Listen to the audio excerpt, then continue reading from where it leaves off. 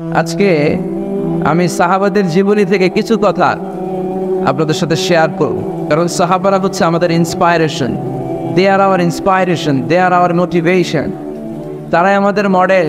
সালমান খান আমাদের মডেল নয়, ঋত্বিক রোশন আমাদের মডেল নয়, নায়ক নায়িকা গায়ক গায়িকা কোনো সেলিব্রিটি আমাদের মডেল নয়।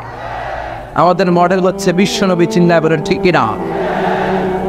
আমাদের মডেল হচ্ছে বিশ্বনবী সাল্লাল্লাহু আলাইহি ওয়াসাল্লামের সাহাবারা। আল্লাহর হাবিব সাল্লাল্লাহু আলাইহি ওয়াসাল্লাম বলেছেন, তোমরা যদি উহুদ পাহাড় সমপরিমাণ স্বর্ণ যদি আল্লাহর রাস্তায় দান করে দাও, আমার সাহাবারা যে এক মুঠ দান করেছিল ওই এক মুঠ তাদের সমান হবে না। জন্য খবরদার, লা তাসুব্বু আসহাবি, আমার সাহাবাদেরকে গালি দিও না, কারণ আমার সাহাবাদের যুগ হচ্ছে শ্রেষ্ঠ যুগ। খায়রুল কুরুনি কারনি সুম্মা আল্লাযীনা ইয়ালুনাহুম, সবচেয়ে শ্রেষ্ঠ যুগ সাহাবাদের যুগ, তাবেঈদের যুগ, আমার নবীর যুগ। আমার নবীর যুগ সবচাইতে শ্রেষ্ঠ যুগ, সাহাবাদের যুগ সবচাইতে শ্রেষ্ঠ যুগ, তাবেঈদের যুগ সবচাইতে শ্রেষ্ঠ যুগ। নাকি এখন যে বিজ্ঞানের উৎকর্ষতার যুগ, আমাদের রকেট আছে, রকেট লঞ্চার আছে, ব্যালিস্টিক ক্ষেপণাস্ত্র আছে, আমরা বঙ্গবন্ধু স্যাটেলাইট আকাশে পাঠিয়েছি, গোটা বিশ্বকে আমরা চোখ ধাঁধানো অনেক কিছু দিয়েছি। তাই বলে কি আমাদের যুগ শ্রেষ্ঠ যুগ? কথা বলেন। খায়রুল কুরুনি কারনি, আল্লাহর হাবিব সাল্লাল্লাহু আলাইহি ওয়াসাল্লাম বললেন আমার যুগ শ্রেষ্ঠ যুগ। সুম্মা আল্লাযীনা ইয়ালুনাহুম, এরপর আমার সাহাবীদের যুগ শ্রেষ্ঠ যুগ। সুম্মা আল্লাযীনা ইয়ালুনাহুম, এরপর আমার তাবেঈদের যুগ শ্রেষ্ঠ যুগ। ঠিক কি না? তাহলে শ্রেষ্ঠত্বের মানদণ্ডে ওনার উত্তীর্ণ। রাদিয়াল্লাহু আনহুম ওয়া রাদু আন, আল্লাহ তাদের উপর সন্তুষ্ট, সাহাবাদের উপর। আবার সাহাবারাও আল্লাহর উপর সন্তুষ্ট পড়েন, সুবহানাল্লাহ। এর চেয়ে বড় ঘোষণা, এর চেয়ে বড় তাকররুবাত কোনো মানুষের পক্ষে আর হতে পারে? আল্লাহ কোনো ওলির জন্য বলে নাই যে আল্লাহ তাদের উপর সন্তুষ্ট। শাহিদদের জন্য আল্লাহ সরাসরি এই স্টেটমেন্ট দেন নাই যে শাহিদদের উপর আমি সন্তুষ্ট। সনেবিনদের জন্য আল্লাহ এই স্টেটমেন্ট দেন নাই যে তাদের উপর আমি সন্তুষ্ট, তারাও সন্তুষ্ট। শুধুমাত্র কেবলমাত্র একমাত্র সাহাবা রিদওয়ানুল্লাহি তাআলা আলাইহিম আজমাইন, শুধুমাত্র কেবলমাত্র একমাত্র ওনাদের ক্ষেত্রে আল্লাহ বলেছেন আমি সাহাবাদের উপর সন্তুষ্ট, আর সাহাবাও আমাকে পেয়ে সন্তুষ্ট হবে। আওয়াজ করে পড়েন আল্লাহু আকবার। এজন্য ওনারা হচ্ছে আমাদের model. The companions of our beloved prophet, they are our model.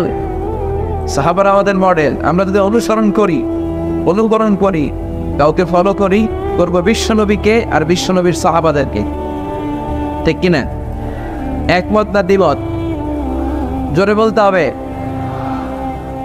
এজন্য রব্বুল আলামিন বলেন, মুহাম্মাদুর রাসূলুল্লাহি ওয়াল্লাযীনা মা'আহু আশিদ্দাউ আলাল কুফফারি রুহামাউ বাইনাহুম। মুহাম্মদ সাল্লাল্লাহু আলাইহি ওয়াসাল্লাম বলেন আল্লাহর রাসূল, আরে আল্লাহর রাসূলের সাথে যারা থাকে মানে সাহাবারা, আশিদ্দাউ আলাল কুফফার, তারা কাফেরদের ব্যাপারে বজ্র কঠোর, রুহামাউ বাইনাহুম, নিজেরা পুষ্পকমল। পড়েন সুবহানাল্লাহ। সাহাবারা কাফেরদের ব্যাপারে কি? বজ্র কঠোর। আওয়াজ করে বলতে হবে, কাফেরদের ব্যাপারে কি? বজ্র কঠোর। আর নিজেরা পুষ্পকমল। আমরা হয়ে গেছি উল্টা, আমরা নিজেরা বজ্র কঠোর। তাই না? একজন আরেকজনের ছায়া দেখতে পারি না, একজন আরেকজনের নাম শুনতে পারি না। আমরা যে ভাই, আমরা যে মুসলিম, এটা আমরা ভুলে গেছি। ঠিক কিনা? আমাদের কোরআন কয়টা? একটু আওয়াজ করে বলতে হবে, কোরআন কয়টা? আমাদের রব কয়জন? নবী কয়জন? কাবা কয়টা? বাইতুল্লাহ কয়টা? মসজিদে নববী কয়টা? বদরের মাঠ কয়টা? উহুদের মাঠ কয়টা? কিন্তু আমাদের মধ্যে ঠেলাঠেলি আছে না নাই? আমাদের প্রভু এক নবীর উম্মত, জীবন বিধানে ওই শিবানী কোরআন, তবে কেন এক নাও হে মুসলমান, এক করিয়া ওয়ান। ঠিক কিনা? বাইতুল্লাহ মদিনা শরীফে উহুদ পাহাড় এক বদরের মাঠে একটা তো জীবন আর মরণ যে একটাই একের সাথে মিলে মিশে একটাই প্রাণ তবে কেন এক নও হে মুসলমান এক করিয়া ওবান ঠিক কিনা এখন সময় এসেছে এক হওয়ার এক প্ল্যাটফর্মে চলে আসার আলাদা থাকেন সময় নাই কারণ যখন আমরা একা তখন আমরা ব্যক্তি খেয়াল করে শুনেন যখন আমরা একা তখন আমরা ব্যক্তি আর যখন আমরা সবাই মিলি তখন আমরা শক্তি ঠিক কিনা কিন্তু আমরা একে অপরকে দেখতে পারি না আমরা মুসলিম আমরা ভাই ভাই এটা আমরা বলে গেছি শুধু আমি আপনি ভাই না একজন কাফেরও আমার ভাই একজন হিন্দু আমার ভাই একজন খ্রিস্টানও আমার ভাই একজন নাস্তিকও আমার ভাই ভাতৃত্ব তিন ধরনের একটা হচ্ছে রক্তের বাঁধনের ভাই আমার মায়ের পেটের যে ভাই সে হচ্ছে আমার রক্তের ভাই আর একটা হচ্ছে দিনী ভাই আমরা সবাই কি ভাই আওয়াজ করে বলতে হবে মুসলমান কি ভাই দিনী ভাই আরেকটা হচ্ছে মানবতার দিক থেকে ভাই কারণ আমাদের সবার আদি পিতা একজন তিনি কে আদম আলাইহিস সালাম সবার আদি পিতা একজন আদম আদি মাতা একজন হাওয়া সেই দৃষ্টিকোণ থেকে হিন্দু মুসলমান বৌদ্ধ খ্রিস্টান আস্তিক নাস্তিক সবাই কি আওয়াজ করে বলতে হবে সবাই কি দেখেন খ্রিস্টান আমার ভাই হিন্দু আমার ভাই নাস্তিক আমার ভাই কিন্তু আমরা মুসলমান একে অপরকে ভালোবাসতে জানি কাছে টানতে জানি না বুকে টানতে জানি না এজন্য বিভেদ ভুলে যান বিভেদের প্রাচীরকে ভেঙে চুরমার করে দেন সবাই একসাথে হয়ে যায় এক হয়ে যায় নেক হয়ে যায় বরকত নাজিল করবে কে এখানে বিশৃঙ্খলা শুরু হলো কেন কি কেউ যাচ্ছে কেউ আসতেছে ঘটনা কি হ্যাঁ অল্প কয়েক মিনিট কথা বলবো অল্প কয়েক মিনিট বিশৃঙ্খলা করা যাবে না আওয়াজ হবে না বিশেষ প্রয়োজন হলে আস্তে করে বেরোন 1 নাম্বার 2 নাম্বার যদি সেরে আসতে হয় আস্তে করে বেরোন আর যারা ঢুকতে চান আওয়াজ ছাড়া আই রিপিট আমি আবারও বলছি আওয়াজ ছাড়া আস্তে আস্তে বেরোন মেহরবানি করে এই কোরআনের মজলিসের সাথে যেন বেয়াদবি না হয় এখানে না আসলে কোনো গুনাহ হতো না কিন্তু এসে যদি বিশৃঙ্খলা করে গুনাহ আছে না নাই আছে আওয়াজ হবে তো সাহাবাদের বৈশিষ্ট্য বলতে গিয়ে আল্লাহ তাআলা বললেন আশিদ্দাউ আলাল কুফার সাহাবারা কাফেরদের ব্যাপারে বজ্র কঠোর রুহামাউ বাইনাহুম নিজেরা পুষ্প কোমল দিল দরিয়া আমরা হয়ে গেছি উল্টা আমরা নিজেরা বজ্র কঠোর তাই না নিজেরা বজ্র কঠোর আমরা নিজেরা যেন বজ্র কঠোর না হই একে অপরের সাথে যেন হিংসা প্রকাশ না করি বিদ্বেষ প্রকাশ না করি আমরা যেন মুসলমান ভাই ভাই হয়ে যায় চান ভাই ভাই হতে চান সবাই ভাই ভাই থাকবে সবাই চান আল্লাহ তুমি কবুল করো আমরা পড়ি আমিন আরো জোরে পড়তে হবে আমিন তাহলে আমাদের মডেল হচ্ছে সাহাবারা কারা আরো জোরে বলতে হবে কারা তো যারা আমাদের মডেল তাদের জীবনী জানার দরকার আছে না নাই হ্যাঁ সাহাবাদের জীবনী আপনারা পড়েন সৈয়দনা আবু বকরের জীবনী পড়েছেন ওমর ফারুকের জীবনী সৈয়দনা আলী রাদিয়াল্লাহু তাআলা আনহু ওসমান রাদিয়াল্লাহু তাআলা আনহু এই 4 খলিফার জীবনী কে কে পড়ছেন দেখি হাত তোলেন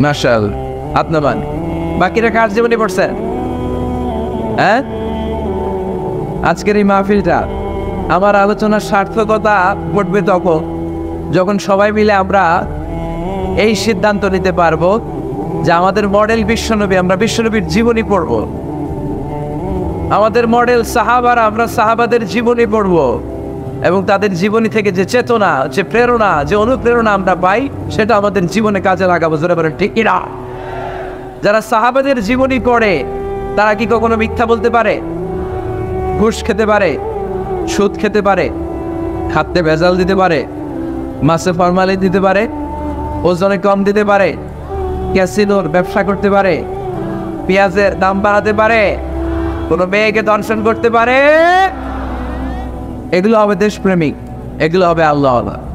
এজন্য প্রিয় ভাইয়ের আসুন আমরা সাহাবাদের জীবনী পড়ি এবং ওনাদের জীবনী থেকে আমরা অনুপ্রেরণা নিয়ে অনুপ্রাণিত হই। আজকে আমরা সাইয়েদনা ওমর ফারুকের জীবনী থেকে কিছু শিক্ষা আমাদের নিজেদের জন্য নিয়ে আমরা বাড়িতে ফিরবো ইনশাআল্লাহ। অল্প কয়েকজন বলছে, আর জোরে বলতে হবে ইনশাআল্লাহ। মাশাআল্লাহ। সাইয়েদনা ওমর ফারুক রাদিয়াল্লাহু তাআলা আনহুর জীবনী আমরা শুনবো। কার জীবনী? আওয়াজ করে বলতে হবে, কার জীবনী? আমি যত সময় কথা বলবো প্রশ্ন করলে উত্তর দিতে হবে বাঘের বাচ্চার মতো। আমরা ওমর ফারুকের জীবনী শুনবো। কার জীবনী? ওমর ফারুকের জীবনী। আল্লাহ তাআলা তিনটা ইমানি ধাক্কা ওনার হৃদয়ে দিয়ে ওনাকে ইসলামের জন্য কবুল করে নিয়েছেন। কয়টা ধাক্কা? সবাই বলতে হবে, আরো জোরে বলেন কয়টা? তিনটা। এক নম্বর ধাক্কা হচ্ছে বিশ্বনবীর দোয়ার ধাক্কা। দোয়ার একটা ধাক্কা আছে না নাই? এটা বড় ধাক্কা। এটা ব্যালিস্টিক ক্ষেপণাস্ত্রের চেয়েও কড়া, মারাত্মক। মিসাইল হামলা করলে যেমনি লক্ষ্যবস্তু ভেদ করে, দোয়ার মতো দোয়া করলো, দোয়া যে লক্ষ্যবস্তুতে আঘাত আনে, ঠিক কিনা? বিশ্বনবী দোয়া করলেন, আল্লাহুম্মা আইজ্জাল ইসলাম বিহাব্বির রাজুলাইনি ইলাইক। আল্লাহ, এই মক্কার দুইজন লোকের একজনকে তুমি কালিমার সুশীতল ছায়াতলে এনে দাও। দুইজন লাগবে না, কয়জন লাগবে? জোরে বলেন, একজন। কারণ যুগ জামানা পাল্টে দিতে চাই না অনেকজন, এক মানুষই আনতে পারে জাতির জাগরণ। এক মানুষই বিপদকালে বাঁচায় কাফেলায়, ক্ষুদ্র ডিঙ্গি বাঁচায় জাহাজ অসীম দরিয়ায়। এজন্য জামানা পাল্টে দিতে লাগে কয়জন? এজন্য বিশ্বনবী আল্লাহর কাছে দোয়া করলেন, আল্লাহ মক্কার দুজনের একজন, দুজন চাই না, দুজনের যে কোনো একজনকে কালিমার সুশীতল ছায়াতলে এনে দাও। এক হলো ওমর ইবনুল খাত্তাব, হয়তো খাত্তাবের বেটা ওমরকে তুমি ইসলামের ভেতরে নিয়ে আসো, কিংবা আবি জাহাল ইবনে হিশাম, হিশামের বেটা আবু জাহেলকে তুমি মুসলমান বানায়া দাও। দুইজন চাইছেন নাকি একজন? হয় খাত্তাবের বেটা ওমর কিংবা হিশামের বেটা আবু জাহাল, দুজনের একজনকে আমার চাই। ওমরে ফারুকের জন্য দোয়াটা কবুল করে নিয়েছে কে? স্যার হয়েছে, ডাক্তার বলে দিছে বাঁচবে 2 মাস। কয় মাস? এরপর আমি দেখছি লোকটা 8 বছর বেঁচেছিল। কয় বছর? ডাক্তার বলছে বাঁচবে কয় মাস, বেঁচেছিল কয় বছর? 8 বছর। কিসের বরকতে? দোয়া। কিসের বরকতে? তাহলে দোয়ার একটা পাওয়ার আছে না নাই? একটা ধাক্কা আছে না নেই? বিশ্বনবী দোয়া করলেন, আল্লাহ ওই ওমরে ফারুককে আপনি এনে দেন, অথবা আবু জাহেলের মনটারে নরম করে দেন। ওমরে ফারুকের জন্য দোয়াটা কবুল করে নিল কে? এই দোয়ার একটা বরকত ওমরে ফারুকের হৃদয়ে ছুঁয়ে গেল। 1 নম্বর ধাক্কা। ধাক্কা সব একবারে দেওয়া যায়? ধাক্কা একবারে দেওয়া যায়? ডাক্তারের কাছে গেলে ডাইরেক্ট কি অ্যান্টিবায়োটিক মারে? কথা বলে সামান্য ওষুধ দেয়, সিম্পল ডোজ, তারপরে ডোজ একটু বাড়ায়, ফাইনালি কাজ না হলে অ্যান্টিবায়োটিক মার। কথা বলে প্রথম ধাক্কাটা গেল তিনি দোয়ার ধাক্কা। বিশ্বনবী দোয়া করলেন, ওই দোয়ায় ওমরে ফারুকের হৃদয়ে ছুঁয়ে গেল। এরপরে রব্বুল আলামিন ওমরে ফারুককে ধাক্কা মারলেন কোরআনের একটা সূরা দিয়ে। সূরাটার নাম হলো সূরাতুল হাক্কা। কি সূরা? কোন সূরা দিয়ে ধাক্কা দিছে? সূরা আক্কা। সূরা আক্কা দিয়ে দিছে, কথা কয় না। সূরা আক্কা দিয়ে দিয়েছেন এক। আল হাক্কাতু ওয়াল হাক্কা ওয়া মা আদরাকা মাল হাক্কা। সূরা হাক্কা দিয়ে আল্লাহ একটা ধাক্কা মারলেন। ওই যে দোয়া করলেন বিশ্বনবী, দোয়ার পর সাইয়েদনা ওমর ফারুকের হৃদয়ের মধ্যে উথাল পাতাল শুরু হয়ে গেল। সব সময় লুকিয়ে লুকিয়ে বিশ্বনবীরে ফলো করে। বিশ্বনবী ডানে গেলে ওমরে ফারুক ডানে যায়, বিশ্বনবী বায়ে গেলে ওমরে ফারুক বায়ে যায়। বিশ্বনবী রাত্রিবেলা নামাজ পড়লে ওমরে ফারুক পেছনে লুকিয়ে লুকিয়ে বিশ্বনবীর কোরআন শোনে। বিশ্বনবী মসজিদুল হারামের পাশে দাঁড়িয়ে রাতের এশার সালাত আদায় করছিলেন। ওই টাইমে বিশ্বনবী সূরাতুল হাক্কা তেলাওয়াত করছিলেন। কোন সূরা? সূরাতুল হাক্কা বিশ্বনবী তেলাওয়াত করছেন। ওমরে ফারুক মন্ত্রমুগ্ধ হয়ে বিশ্বনবীর কণ্ঠের তেলাওয়াত শুনে। বিশ্বনবীর তেলাওয়াতের কণ্ঠ আমাদের কণ্ঠের মতো নাকি? বিশ্বনবীর কণ্ঠ কারি বাসাদের কণ্ঠের মতো, আহমদ বিন ইউসুফের কণ্ঠের মতো? আমার নবীর কণ্ঠের সুরের ঝংকারের সাথে পৃথিবীর কোন কারি সাহেবের তুলনা চলবে? কত মধুর, কত সুন্দর, কত অসাধারণ তেলাওয়াত করতেন আমার বিশ্বনবী। একবার তেলাওয়াত শুনলে পাগল না হয়ে কেউ থাকতে পারতো না। বিশ্বনবী ওমরে ফারুককে দেখেন নাই, ওমরে ফারুক লুকিয়ে লুকিয়ে বিশ্বনবীরে ফলো করে। বিশ্বনবী এশার সালাতে সূরা তেলাওয়াত করতে আরম্ভ করলেন। তেলাওয়াত করতে করতে করতে করতে বিশ্বনবীর সামনের দিকে যেতে লাগলেন। বিশ্বনবীর চমৎকার কণ্ঠের তেলাওয়াত শুনে ওমরে ফারুক মুগ্ধ হতে লাগলো। ওমরে ফারুক অবাক, কিরে এত সুন্দর শব্দের গাঁথনি, এত সুন্দর বাক্য, এত সুন্দর অন্তবিন, এত সুন্দর কথা, এটা কবিতার মতো লাগে। মনে হয় মোহাম্মদ কবি হয়ে গেছে। কি হয়ে গেছে সবাই বলে? মনে হয় মোহাম্মদ কবি হয়ে গেছে, কাব্য প্রতিভা দিয়ে নিজে এই কবিতা বানাইছে। ওমরে ফারুক যখন মনে মনে ভাবলেন এগুলো মনে হয় মোহাম্মদ কবিতা পড়ে, মোহাম্মদ মনে হয় কবি হয়ে গিয়েছে। ইন দ্য মিন টাইম বিশ্বনবী তেলাওয়াত করছিলেন সূরা হাক্কা থেকে, ওয়ামা হুয়া বিকাউলি শাইরিন কলিলান মা তুমিনুন। মনে আয়াতের অর্থ হলো এটা কোনো কবির বানানো কবিতা নয়, তোমরা অল্প সংখ্যক লোকই এই কোরআনের উপরে ঈমান আনো। সুবহানাল্লাহ। পড়ে বিশ্বনবী ওমরে ফারুককে দেখছে নাকি? কথা কয় না, দেখেছে? বিশ্বনবীর মতো তেলাওয়াত করে যাচ্ছে। ওমর ফারুক যখন মনে করলেন কিরে এই কথাগুলো এত সুন্দর, এটা মনে হয় কবিতা। ইন দ্য মিন টাইম বিশ্বনবী যে আয়াতটা তেলাওয়াত করছিলেন, কোইন্সিডেন্টলি দৈবাত মিলে গিয়েছে। ওই আয়াতের অর্থ ছিল এটা কেন কবির বানানো কবিতা না, খুব অল্প সংখ্যকই তোমরা ঈমান আন। এবার তো ওমর ফারুক আটকে উঠলেন, ঘটনা কি? আমি মনে মনে ভাবলাম মোহাম্মদ কবি, আর যেটা পড়তেছে এটা কবিতা, কিন্তু মোহাম্মদ আমার দেখেও নাই, কিন্তু বলতেছে এটা কবির বানানো কবিতা না। তাহলে মোহাম্মদ মনে হয় গণক হয়ে গেছে। কার মনে কি চলে না দেখেই বলতে পারে। নাউজুবিল্লাহ পড়বেন না? ওমর ফারুক এবার মনে মনে ভাবে মোহাম্মদ তাহলে কবি না, আগেরটা ভুল। ভুল ধারণা আমি করেছি, মোহাম্মদ কবি নয়, মোহাম্মদ হলো গণক। আওয়াজ করে পড়েন নাউযুবিল্লাহ। মোহাম্মদ মানুষের মনে কি চলে গণনা করে সব টের পেয়ে যায়, সব বুঝতে পারে। বিশ্বনবী তখন যে আয়াতটা তেলাওয়াত করছিলেন সেটা হলো ওয়ালা বিকাউলি কাহিনিন কলিলাম মা তাযাক্কারুন।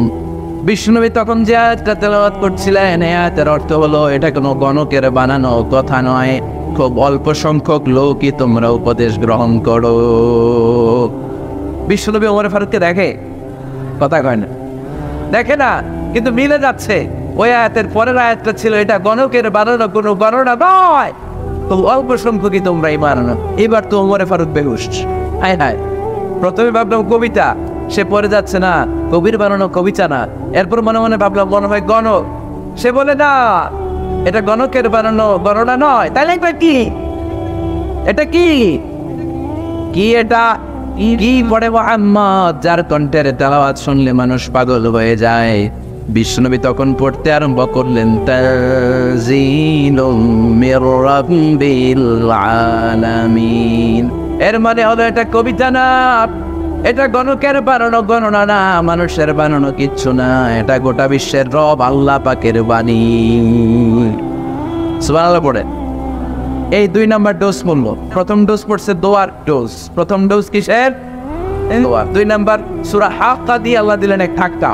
এই সূরা হাক্কার ওই ঘটনার পরে ওমরে ফারুক তো পাগল পাড়া, কি ঘটে গেল আমার সাথে ওই দিন? আমি মনে মনে যা ভাবি সব মোহাম্মদ বুঝে। আল্লাহ 2 নাম্বার ডোজ দিলেন সূরা হাক্কা দিয়ে এক ধাক্কা। সুবহানাল্লাহ পড়ে। এরপরে ওমরে ফারুক প্রায় বিশ্বনবীর কথা ভাবেন, বিশ্বনবী কোথায় যান লুকিয়ে লুকিয়ে দেখেন। এবার রব্বুল আলামিন ভাবলেন এবার সূরা তাহা দিয়ে আমি 3 নাম্বার ডোজ দিয়ে দেব। পড়েন সুবহানাল্লাহ।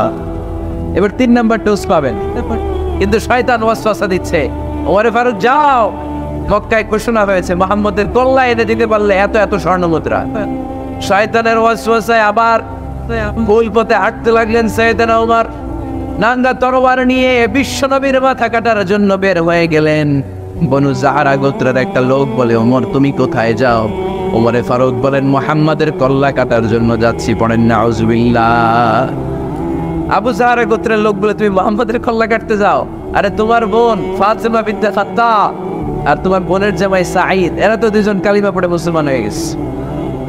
আরে মুহাম্মাদের কথা পরে কেটো, আগে ঘর সামলাও যে ওমর, আগে ঘর সামলাও, পরে তুমি মুহাম্মাদের কল্লা কাটতে যাও। ওমরে ফারুক রেগে গেলেন, রাস্তা ঘুরিয়ে বাড়ির দিকে চলতে আরম্ভ করলেন। রাগে তিনি গড়গড় করছেন। ওমরে ফারুকের বোন ফাতেমা বিনতে খাত্তাব, বোনের জামাই সাঈদ, তাদের দুইজনকে খাব্বাব রাদিয়াল্লাহু তাআলা আনহু সূরা তাহা ঘরের ভিতরে তেলাওয়াত করে শোনাচ্ছিল। পড়েন সুবহানাল্লাহ। সূরা তাহা দিয়ে আল্লাহ একটু করে ধাক্কা মারবে। আরেক ওমরে ফারুক যখন আসলেন, ওমরে ফারুকের আওয়াজ শুনে খাব্বাব রাদিয়াল্লাহু তাআলা আনহু লুকিয়ে গেলেন। ওমরে ফারুক দরজার মধ্যে কড়া নাড়লেন। বোন বলে, কে তুমি? সাইয়েদনা ওমর বললেন, আমি ওমর। বলে দেওয়া হলো। ঘরের ভেতরে ঢুকেই কথা নাই বার্তা নাই, নিজের আপন বোনকে মারতে শুরু করলো। আমার বোন জামাইকে আঘাত করতে শুরু করলো। মারতে মারতে নিজের কলিজার টুকরা বোনকে, বোনের জামাইকে সাইয়েদনা ওমরে ফারুক পিটাতে পিটাতে রক্তাক্ত করে ফেললেন। গা দিয়ে ফিনকি বের হয়ে যখন রক্ত বের হয়, সাইয়েদনা ওমরে ফারুকের দিলের মধ্যে মায়া তৈরি হয়ে যায়। সাইয়েদনা ওমরে ফারুক বললেন, আমার কলিজার টুকরা বোন আর বোন জামাই, তোরা কেন মুহাম্মাদের কথায় পাগল হলি? বুঝলাম না কেন মক্কার লোকগুলো পাগল পড়া হয়ে সব মুহাম্মাদের দলে চলে যায়। কি এমন কথা মুহাম্মদ তোদের শোনায়? কি এমন বাণী তোদের শোনায় যে বাণী শুনে সব তোরা মুহাম্মাদের দলে চলে গেলি? কি আছে মুহাম্মাদের কাছে? কি কি জাদুটা? কি কি জাদু পেলি সেখানে? আমার একটু দেখা। বোন ফাতেমা বলে, না ভাই, ইন্নাকা রিজিস, তুমি নাপাক। লা ইয়ামাসসুহু ইল্লাল মুতাহহারুন, পাক পবিত্র না হয়ে আল্লাহর এই কালামে স্পর্শ করা যায় নাকি? আওয়াজ করে বলেন, স্পর্শ করা যায়? ভাই তুমি গোসল করে আসো, তাহলে তোমার হাতে তুলে দিব, তুমি পড়লেই বুঝতে পারবা কি আছে আল্লাহর এই কোরআনে। সুবহানাল্লাহ পড়েন। সাইয়েদনা ওমর ফারুক গোসল করে আসলেন। বোন এবার সূরা তাহা চামড়ার মধ্যে সূরাতু তাহার কিছু অংশ লিখে খাব্বাব রাদিয়াল্লাহু তাআলা লুকিয়েছিলেন। ওনার হাত থেকে সূরা তাহার অংশটা নিয়ে সাইয়েদনা ওমরে ফারুকের বোন ওমরে ফারুকের হাতে দিয়ে বলল, ভাই তুমি আসার আগে এই অংশটা সবাই মিলে তেলাওয়াত করছিলাম। ওমরে ফারুকের হৃদয়টা তখন একেবারে নরম, কারণ আগে ধাক্কা পেয়েছে কয়টা? জোরে বলতে হবে। প্রথম ধাক্কাটা কিসের? হ্যাঁ, দোয়া। দ্বিতীয়টা হাক্কা, সূরার নাম হাক্কা দিয়ে দিয়েছেন আল্লাহ, হাক্কা। এবার দিলেন সূরা তাহার ধাক্কা। ওমরে ফারুক হাতে নিলেন, খুব ভালো আরবি জানতেন, চমৎকার আরবির অর্থ বুঝতেন, কারণ আরবি ভাষাভাষী মানুষ। হাতে নিয়ে নজর দেওয়ার পরে ওনার চোখ দিয়ে দাঁড় দাঁড়া করে পানি বের হয়ে গেল। ওমরে ফারুক আয়াতগুলোর দিকে তাকিয়ে পড়তে আরম্ভ করলেন। তাহা মা আনজালনা আলাইকাল কুরআনা লিতাশকা ইল্লা তাযকিরাতান লিমান ইয়াখশা তানজিলাম মিম্মান খালাকাল আরদা ওয়াস সামাওয়াতিল উলা। পড়েন সুবহানাল্লাহ। উনি পড়তে আরম্ভ করলেন, তাহা মা আনজালনা আলাইকাল কুরআনা লিতাশকা, এই কোরআনকে হতভাগা জাতি হিসেবে থাকার জন্য তোমাদের উপর নাজিল করি নাই। তানজিলাম মিম্মান খালাকাল আরদা ওয়াস সামাওয়াতিল উলা, এটা ওই রবের পক্ষ থেকে, ওই সত্তার পক্ষ থেকে নাজিল হয়েছে যেই রব জমিন তৈরি করেছেন, যেই রব বিশাল সুবিশাল আকাশও তৈরি করেছেন। সুবহানাল্লাহ পড়েন। সূরা তাহা এই চমৎকার অসাধারণ শব্দ গাঁথনি দিয়ে এই আয়াত দিয়ে যখন পড়তে আরম্ভ করলেন, ওমরে ফারুক আর নিজের উপর ব্যালেন্স রাখতে পারলেন না, আর ধরে রাখতে পারলেন না। এবার ডাইরেক্ট অ্যাকশন। এবার কি? এবার কি? 3 নম্বর ধাক্কা খেয়ে, সূরা তাহার ধাক্কা খেয়ে আর সামলাতে পারলেন না, পাগলের মতো হয়ে গেলেন। বলতে আরম্ভ করলেন, আইনা মুহাম্মদ, মুহাম্মদ কোথায়? সাইয়েদনা খাব্বাব বললেন, বিশ্বনবী সাফা পাহাড়ের পাদদেশে দারুল আরকাম ইবনে আবিল আরকামের ঘরে বসে বসে লুকিয়ে লুকিয়ে কোরআনের দাওয়াত দিচ্ছে। ওমর, তুমি যদি মুহাম্মদ সাল্লাল্লাহু আলাইহি ওয়াসাল্লামের দেখা পেতে চাও, তাড়াতাড়ি দারুল আরকামের ঘরের দিকে ছুটে যাও। ওমরে ফারুক তলোয়ার নিয়ে ছুটলেন, পাগলের মতো ছুটলেন, আর ধৈর্য ধারণ করতে পারেন না। বিশ্বনবীর নূরানি চেহারাটা একবার দেখার জন্য পাগলের মতো ছুটতে আরম্ভ করলেন। ওমরে ফারুককে দারুল আরকামের কাছে আসতে দেখে বিশ্বনবীর চাচা হামজা ইবনে আব্দুল মুত্তালিব এসে বলেন, নবী তাড়াতাড়ি দারুল আরকামের ঘর থেকে আপনি পালিয়ে অন্য কোথাও চলে যান। ওই যে ওমর ইবনে খাত্তাব নাঙ্গা তলোয়ার নিয়ে আপনার উপর আক্রমণ করার জন্য ছুটে আসছে গো নবী। বিশ্বনবী বললেন, ও আমার সাহাবারা, ও আমার চাচা হামজা, সবাই আপনারা সরে যান, ওমরে আসতে দেন, ওমরে বাধা দিয়েন না। কারণ কিছুদিন আগে তাহাজ্জুদের নামাজ পড়ে আমি আল্লাহর কাছে একটা বিশেষ দোয়া করেছি, আমার মন বলছে ওই দোয়াটা আল্লাহ কবুল করতে শুরু করেছে। ওমরে ফারুক চলে আসলেন, এসে কোনো কথা নেই, চিৎকার দিয়ে বললেন, আশহাদু আল্লা ইলাহা ইল্লাল্লাহ ওয়া আশহাদু আন্না মুহাম্মাদান আবদুহু ওয়া রাসূলুহু। আমি সাক্ষ্য দিলাম আল্লাহ এক, অদ্বিতীয়, আল্লাহ ছাড়া কোনো ইলাহা নাই, নিশ্চয় আপনি মুহাম্মদ আল্লাহর বান্দা এবং রাসূল। সুবহানাল্লাহ পড়েন। এই কালমা শাহাদাতের ভেতরে আল্লাহর কথা, আমার নবীর কথা ঢুকিয়ে দিয়েছে কে?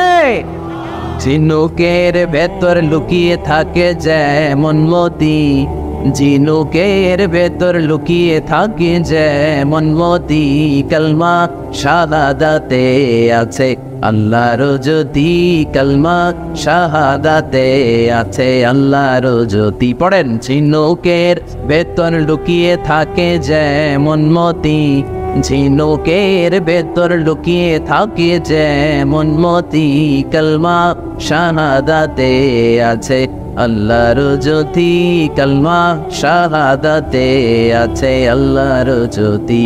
পড়েন আল্লাহু আকবার। ওই শাহাদাতের জ্যোতি সাইয়েদনা ওমর ফারুকের হৃদয়টারে উজালা করে দিল।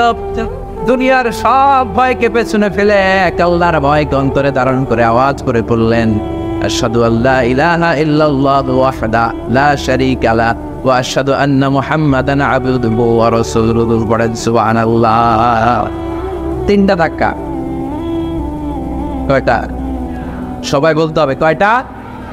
প্রথম ধাক্কাটা দোয়া, দ্বিতীয় ধাক্কা হাক্কা, তৃতীয় ধাক্কা সূরা তাহা। তিনটা ধাক্কার মাধ্যমে সাইয়েদনা ওমর ফারুককে মুসলমানদের লিডার বানায় দিল কে? ওমর ফারুক কালিমা পড়ে মুসলমান হয়ে গেছে। মুসলিম সাহাবাদের মধ্যে আনন্দের বন্যা বয়ে গেল। বিশ্বনবী খুশি হয়ে গেলেন, আল্লাহ শুকরিয়া করলেন, আল্লাহ তুমি আমার দোয়া ফিরিয়ে দাও নাই, আমি বলেছি দুজনের একজনকে চাই, তুমি ওমর ফারুককে দান করেছো। বলেন আলহামদুলিল্লাহ। এবার ওমর ফারুক বিশ্বনবীর প্রশ্ন করলেন, নবী আলাসনা আলাল হক, আমি প্রশ্ন করি উত্তর দেন, আমরা কি সত্যের উপর নাই? বিশ্বনবী বললেন, বালা ওমর, আমরা এই সত্যের উপরে আছি। আমাদের কোরআন কি সত্য নয়? বিশ্বনবী বললেন, কোরআনও সত্য। আমাদের রব আল্লাহ কি সত্য নন? বিশ্বনবী বললেন, সত্য। ওমর ফারুক বললেন, তাহলে সিম আল ইস্তিফা, তাহলে লুকিয়ে লুকিয়ে আর গোপনে দাওয়াতি কাজ কেন? আপনি সত্য নবী, কোরআন সত্য কিতাব, আমার রব আল্লাহ সত্য, আর আমি ওমর কালিমা পড়ে মুসলমান হয়ে গিয়েছি, তাহলে ফিমাল ইস্তিফা, আর লুকিয়ে লুকিয়ে কোরআনের দাওয়াত দিবেন কেন?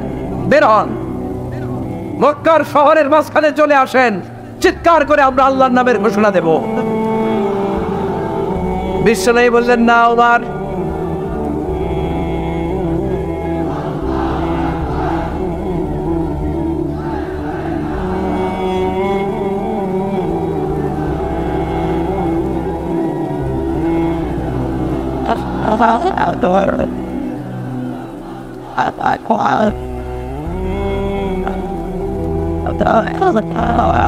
বিশ্বনবী ডেকে বললেন, না ওমর, এটা মাক্কি জীবন, ওমর এটা মাক্কি জীবন, এখানে দাওয়াতি কাজ করবো লুকিয়ে লুকিয়ে আস্তে আস্তে। আল্লাহ যখন আমাদেরকে বিজয়ী করে দিবেন তখন আমরা প্রকাশ্যে দাওয়াত দিলে কোনো সমস্যা নাই। সাইয়েদনা ওমর ফারুক বলেন, না ও নবী, আমার উপর ছেড়ে দেন, আমি দেখবো আপনি আমারে শুধু মক্কার জমিনে একটা মিছিল দেওয়ার অনুমতি দেন। কিসের অনুমতি? আল্লাহর নামের তাকবীর দেওয়ার অনুমতি দেন। বিশ্বনবী বললেন, ঠিক আছে, সাবধানে তাকবীর দিও। ওমর ফারুক তাকবীর দেওয়ার জন্য লক্ষ্যস্থ আরম্ভ করলেন। মুসলিম 11 জন সাহাবাকে খুঁজে পেলেন। কয়জন? ওমর ফারুক বললেন 11 জনই চলবে। 11 জনকে 2 লাইন করলেন। কয় লাইন? পিছনে 6 জন, সামনে 5 জন। পিছনের লাইনের নেতা বানিয়ে দিলেন বিশ্বনবীর চাচা হামজা ইবনে আব্দুল মুত্তালিবকে। প্রথম লাইনের 5 জনের নেতৃত্ব দিতে আরম্ভ করলেন সাইয়েদনা ওমর ফারুক নিজেই। 2 লাইন তাকবীর দিতে জানলে বেশি মানুষ লাগে না, 10 জন দিয়ে গোটা বিশ্বটারে কাঁপিয়ে দেওয়া যায়। 11 জন 6 আর 5 ওমর ফারুক সামনে দাঁড়ালেন।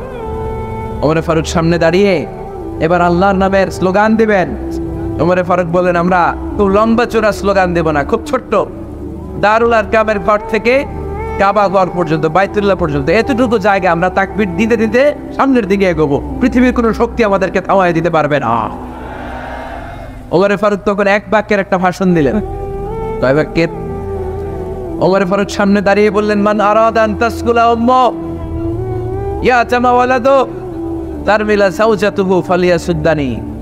কে আছো? মান আরাদা আন তাসকুলা উম্মু, কে আছো মায়ের বুক খালি করতে চাও? ইয়া জামা ওয়ালাদু, কে আছো বাচ্চাগুলারে, সন্তানগুলারে ইতিম বানাতে চাও? তারমিলা সাওজাতুহু, কার তো বড় বুকের পাটা আছে দেখি, কে আছো স্ত্রীকে বিধবা বানাতে চাও? বুকের পাটা থাকলে আমি ওমরের থামাই, যদি সাহস থাকে আমি ওমরের মিছিল থামা। ওমর ফারুক শুরু করলেন, আল্লাহু আকবার, আল্লাহু আকবার, আল্লাহু আকবার। স্লোগান দিতে দিতে সাইয়েদনা ওমর ফারুক কাবার গিলাফ যে স্পর্শ করলেন, ওমর ফারুকের এই স্লোগান কেউ থামাতে পারে নাই। কিয়ামত পর্যন্ত এই আল্লাহর নামের স্লোগান কেউ থামাতে পারবে না। চিল্লায় বলো ঠিক কিনা?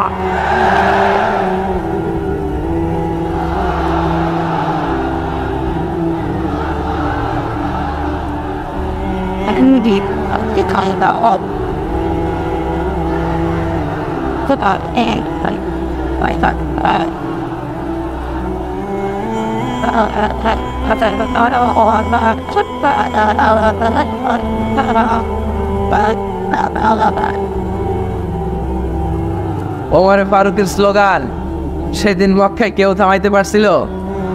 আওয়াজ করে বলতে পারছিল? এখনো আল্লাহর নামের স্লোগান কেউ থামাই দিতে পারবে? কিয়ামত পর্যন্ত আমার রবের স্লোগান কেউ থামাতে পারবে? পারবে না। ওমর ফারুক স্লোগান দিলেন। আবু জাহেল, উতবা, শাইবা, ওয়ালিদ ইবনে মুগীরা আল্লাহু আকবার ধ্বনি শুনে বাইরে আসছে। কিরে এত বড় স্লোগান? আমাদের কাছ থেকে পারমিশন নেয় নাই, অনুমতি নেয় নাই। অনুমতি নেওয়া ছাড়াই স্লোগান শুরু। বের হয়ে দেখে মিছিলের সামনে ওমর। ওমর ফারুককে দেখে আবু জাহেল দিছে এক দৌড়, উতবা দিছে আরেক দৌড়, শাইবা দিছে বহু দৌড়। সুবহানাল্লাহ পড়বেন না? এজন্য ওমর বেশি লাগে না, ওমর লাগে একজন। চিল্লায় বলতে হবে, ওমর ফারুক লাগে কয়জন? একজন। ওমরই গোটা বিশ্বের চেহারা পাল্টে দিতে সক্ষম। চিল্লায় বলেন ঠিক কিনা? গোটা বিশ্বে মুসলমানদের আছে করুণ অবস্থা। আমাদের কোনো সেন্ট্রাল লিডারশিপ নাই। আমাদের মুসলিম দেশগুলোর এক করে রাখবে, ভাইয়ের মতো রাখবে, আমাদের স্বার্থ নিয়ে কথা বলবে, এরকম নেতা আমাদের নাই। ঠিক কিনা? আমরা সেই ওমর ফারুকের অপেক্ষায়, আমরা সেই ইমাম আল মাহদির অপেক্ষায়, যার একটা হুঙ্কারের আহ্বানে গোটা বিশ্বের সব মুসলমান এক প্ল্যাটফর্মে চলে আসবে। ওইরকম নেতা একজন লাগবে। কয়জন? গোটা মুসলিম উম্মাকে একত্রিত করার জন্য একজন ওমরই যথেষ্ট। ঠিক কিনা? আবার বিশ্বনবী বলছেন, লা নাবিয়্যা বা'দি ওয়ালা রাসূলা, আমার পরে কোনো নবী নাই, আমার পরে কোনো রাসূল নাই। তবে লাউ কানা বা'দি নাবিয়্যুন লাকানা ওমর, আমি নবীর পরে যদি নবী হওয়ার যোগ্যতা কারো থাকে, আমার ওমরের মধ্যে সেই যোগ্যতা আল্লাহ দিয়েছে। প্রভু তুমি বলেছ রাসূল দেবে না, বলনি দেবে না ওমর, বলনি দেবে না হামজা তারিক, খালিদ বিজয় সমর। প্রভু তুমি বলেছ রাসূল দেবে না, বলনি দেবে না ওমর, বলনি দেবে না হামজা তারিক, খালিদ বিজয় সমর। প্রভু তুমি বলেছ রাসূল দেবে না। আল্লাহু আকবার। একটা ওমর দরকার। কয়জন দরকার? কয়জন দরকার? এই পুরা উম্মাহ, মুসলিম উম্মার মধ্যে ওনার পজিশন নাম্বার 3।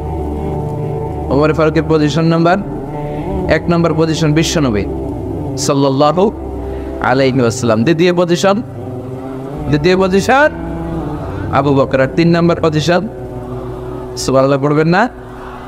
আশরাতুল মুবাশশিরিনা বিল জান্নাহ, জান্নাতের সুসংবাদ প্রাপ্ত অনেক সাহাবার কথা হাদিসে পাওয়া যায়, কিন্তু এক হাদিসে আল্লাহ রাসূল সাল্লাল্লাহু আলাইহি ওয়াসাল্লাম 10 জন সাহাবীর কথা বলেছেন। ওই 10 জনের ভেতরে সাইয়েদনা ওমর ফারুক আছে না নাই?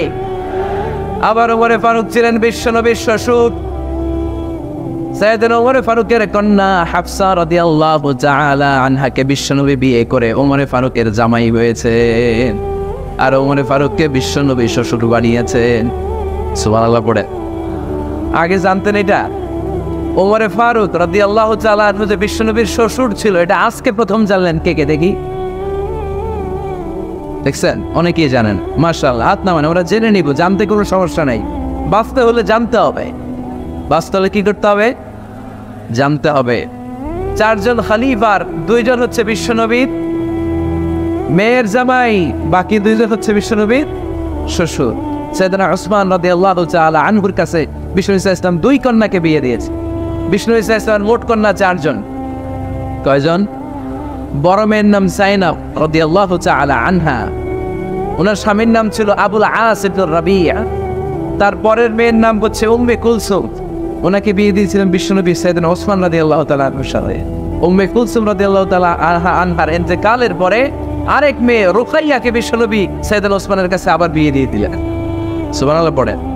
আর সবচেয়ে ছোট্ট কন্যা ফাতেমা রাদিয়াল্লাহু তাআলা আনহাকে বিয়ে দিয়ে দিলেন নিজের চাচাতো ভাই সাইয়েদনা আলী রাদিয়াল্লাহু তাআলা আনহুর সাথে।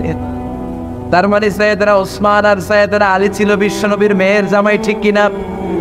আর সাইয়েদনা আবু বকর রাদিয়াল্লাহু তাআলা আনহুর কন্যা আয়েশা রাদিয়াল্লাহু তাআলা আনহাকে বিশ্বনবী বিয়ে করে আবু বকর রাদিয়াল্লাহু তাআলা আনহুকে বানালেন শ্বশুর। আর ওমর ফারুকের কন্যা হাফসা রাদিয়াল্লাহু তাআলা আনহাকে বিয়ে করে ওমর ফারুককেও বানালেন শ্বশুর। তাহলে 4 খলিফার 2 জন জামাই। 2 জন, আওয়াজ করে বলতে হবে, 4 খলিফার 2 জন, বাকি 2 জন। ওমর ফারুক রাদিয়াল্লাহু তাআলা আনহুকে আল্লাহ তাআলা জ্ঞানও দিয়েছেন, আবার প্রজ্ঞাও দিয়েছেন। জ্ঞান আর আল্লাহর ভয়, তাকওয়া। আমার প্রিয় ভাইরা, রামগঞ্জের ভাইরা, তাই না? রামগঞ্জের ভাইরা, কোন ব্যক্তিকে যদি আল্লাহ তাআলা জ্ঞান দেয়, আবার যদি তাকওয়ার গুণ দেয়, জ্ঞানও আছে আবার আল্লাহর ভয়ও আছে, এই লোকের কেউ থামায় রাখতে পারে? এরা কেউ থামায় রাখতে পারে না। সে গোটা বিশ্ব জয় করো। সাইয়েদনা ওমর ফারুককে আল্লাহ তাআলা জ্ঞানও দিয়েছেন, আবার তাকওয়াও দিয়েছেন। সুবহানাল্লাহ বলেন।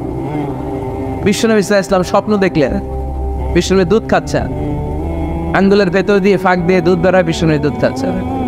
খেতে খেতে একটু দুধ আঙ্গুলে লেগে আছে, এই আঙ্গুলটা কারো মুখে না দিয়ে বিশ্বনবী সাল্লাল্লাহু আলাইহি ওয়াসাল্লাম ওমর ফারুকের মুখের ভেতরে ঢুকাই দিলেন। অতিরিক্ত দুধটা ওমর ফারুক খেলেন। সাহাবারা বললেন, মাযা ওয়ালতা বিহি ইয়া রাসূলুল্লাহ, হে আল্লাহর রাসূল, এই স্বপ্ন দিয়ে কি বুঝালেন? বুঝলাম না। বিষ্ণু সাল্লাল্লাহু আলাইহি ওয়াসাল্লাম বললেন, আওয়ালতু বিহি আল ইলম, এটা দিয়ে আমি জ্ঞান বুঝিয়েছি, কারণ অতিরিক্ত দুধের অংশটা আমি কাউরে না দিয়ে ওমরকে দিয়েছি, তার মানে ওমরের জ্ঞানের কোনো তুলনা হয় না। এজন্য স্বপ্নে যদি কেউ দেখেন আপনি দুধ পান করছেন, এটা প্রমাণ করে আল্লাহ তাআলা আপনাকে দিনের জ্ঞান দান করবে। আবার বিশ্বনবী সাল্লাল্লাহু আলাইহি ওয়াসাল্লাম আবার আরেক রাতে স্বপ্ন দেখলেন, সাহাবারা লাইন ধরে বিশ্বনবীর সামনে দাঁড়ানো, কোন সাহাবার জামা নাভি পর্যন্ত, কোন সাহাবার জামা হাঁটু পর্যন্ত, কোন সাহাবার জামা টাকনো পর্যন্ত, কোন সাহাবার জামা আরো ছোট, কিন্তু ওমরে ফারুকের জামা বিশ্বনবী দেখলেন এত বড়, টেনে হিচড়ে হিচড়ে বিশ্বনবীর সাথে চলছে। সুবহানাল্লাহ পড়বেন না? সাহাবারা বললেন, মাযা ওয়ালতা বিহি ইয়া রাসূলুল্লাহ, এ আল্লাহর রাসূল, এটা দিয়ে আপনি কি বুঝাতে চাইলেন? বিশ্বনবী বললেন, আউয়ালতু বিহি আত-তাকওয়া, এটা দ্বারা আমি আর 3 দিনদারি বুঝালাম, তাকওয়া বুঝালাম। সুবহানাল্লাহ পড়ে। বিশ্বনবী দেখলেন কোন সাহাবার জামা এতটুকু, কোন সাহাবার জামা এত লম্বা, কোন সাহাবার জামা পা পর্যন্ত লম্বা। আর সাইয়েদনা ওমর ফারুককে দেখলেন ওনার জামা এত লম্বা, ওমর ফারুক টেনে হিচড়ে জামা নিয়ে চলতেছে। বিশ্বনবী বুঝাতে চাইলেন, ওমরের যেহেতু জামা লম্বা, ওমরের ভেতরে আল্লাহর ভয়, দিনদারিও খুব বেশি, চিল্লায় বলেন ঠিক কিনা? জ্ঞানও দিয়েছেন, আবার দিনদারিও দিয়েছেন। এই 2টা জিনিস যদি থাকে, এই পৃথিবীতে তাকে সফল রাষ্ট্রনায়ক বানায় দেয় কে? আবার এই পৃথিবীর বুকে যত নারীরা জান্নাতে যাবে, সব নারীদের সর্দারিনী হবে সাইয়্যিদাতুনা ফাতিমা রাদিয়াল্লাহু তাআলা আনহা। এই দুনিয়াতে যত যুবকরা জান্নাতে যাবে তাদের সর্দার হবে সাইয়েদনা হাসান আর হুসাইন রাদিয়াল্লাহু তাআলা আনহুমা। আর এই দুনিয়ার বুকে যত বয়স্ক মানুষেরা জান্নাতে ঢুকবে তাদের নেতৃত্ব দিবেন সাইয়েদনা আবু বকর আর সাইয়েদনা ওমর। বয়স্ক যারা আছেন আপনাদের নেতৃত্ব দিবে কে? হ্যাঁ, একজন তো আল্লাহ না। আল্লাহ তো তোমার জান্নাত দিবে, যে তোমার জান্নাতে নিয়ে যাবে কে? সাইয়েদনা আবু বকর, সাইয়েদনা ওমর। আর ইয়াং যারা তোমরা এসেছো, তোমরা যখন জান্নাতে ঢুকবে তোমাদের লিডারশিপ দিবে কে? হাসান আর হুসাইন রাদিয়াল্লাহু তাআলা আনহুমা। আর নারীরা যারা জান্নাতে প্রবেশ করবে এই নারীদের নেতৃত্ব দিবে বিশ্বনবীর কলিজার টুকরা নয়নের উটনি সাইয়্যিদাতুনা ফাতিমা রাদিয়াল্লাহু তাআলা। সুবহানাল্লাহ পড়বেন না? Omar Farooq, the super hero of Muslim উম্মাহ। আমরা কাদেরকে সুপার হিরো বানায় রাখছি আমরা জানি না। এই নায়ক নায়িকা, গায়ক গায়িকা, মডেলরা চোখ ফাঁদানো গ্ল্যামার নিয়ে যারা চলে এরা আমাদের মডেল নয়। আমাদের মডেল সাইয়েদনা ওমর ফারুক। ঠিক কিনা? ঠিক কিনা? ওমর ফারুক মসজিদে নববীর খতিব খুতবা দিচ্ছেন, আপনারা কথা শুনতেছেন? কষ্ট হচ্ছে? কষ্ট হচ্ছে কার কার দেখি? তোমার এর বাইদা রাখেন রশি দিয়ে এই জায়গায়। বেশি লাফালাফি করতেছ, আর লাফাবা না, ঠান্ডা মাথায় শোনো। ওকে, মাশাআল্লাহ, ভালো ছিল। থাক, বাধার দরকার নেই, এমনি বসে থাক। মনোযোগ আছে না গেছে? আছে? আচ্ছা, আরো কয়েক মিনিট শুনবেন না? আচ্ছা। ওমর ফারুক রাদিয়াল্লাহু তাআলা আনহু জুমার খুতবা দিচ্ছেন। খুতবার মাঝখানে হঠাৎ চিৎকার করে বললেন, ইয়া সারিয়াত ইবনে সানিমিল জাবাল, ইয়া সারিয়াত ইবনে সানিমিল জাবাল, ইয়া সারিয়াত ইবনে সানিমিল জাবাল। মানে এই সারিয়া, এইদিকে না, জাবাল, পাহাড়ের দিকে। জাবাল, জাবাল, গো টু দা মাউন্টেন, পাহাড়ের দিকে যাও। এই কথা বলে আবার থেমে খুতবা দেওয়া শুরু করলেন। সাহাবারা আগামাথা কিছুই বুঝে পেল। আগের কথার সাথেও মিল নাই, পরের কথার সাথেও মিল নাই। জুমার নামাজ শেষ, সাহাবারা বললেন, আমিরুল মুমিনিন, খলিফাতুল মুসলিমিন ওমর ফারুক জুমার খুতবা দেওয়ার সময় হঠাৎ চিৎকার মেরে বললেন, ইয়া সারিয়াত ইবনে সানিমিল জাবাল। আপনার এই বাক্যের সাথে আপনার খুতবার আগের কথার কোনো মিল পেলাম না, পরের কথারও কোনো মিল পেলাম না। আপনি বুঝিয়ে বলেন কেন বলেছেন, আমরা তো বুঝলাম না। সাইয়েদনা ওমর ফারুক বলেন, আমি যখন জুমার খুতবা দিচ্ছি হঠাৎ আমার চোখের মধ্যে ভেসে উঠলো ওই যে গত কয়েক মাস আগে আমি আমার মুসলিম সেনাপতিকে ইরানে, পারস্যে, ওই ইরানের বিশাল রাজ্যে যুদ্ধের জন্য পাঠিয়েছি। আমি দেখলাম যুদ্ধের একটা ভয়ঙ্কর মুহূর্তে আমার মুসলিম সেনাপতি ভুল দিকে চলতে আরম্ভ করেছে। বাম দিকে তার পাহাড়, ডান দিকে উপত্যকা। ডান দিকে যদি সে চলে যায়, উপত্যকায় চলে যায়, শত্রু বাহিনীর হাতে ধরা খেয়ে সব মারা যাবে।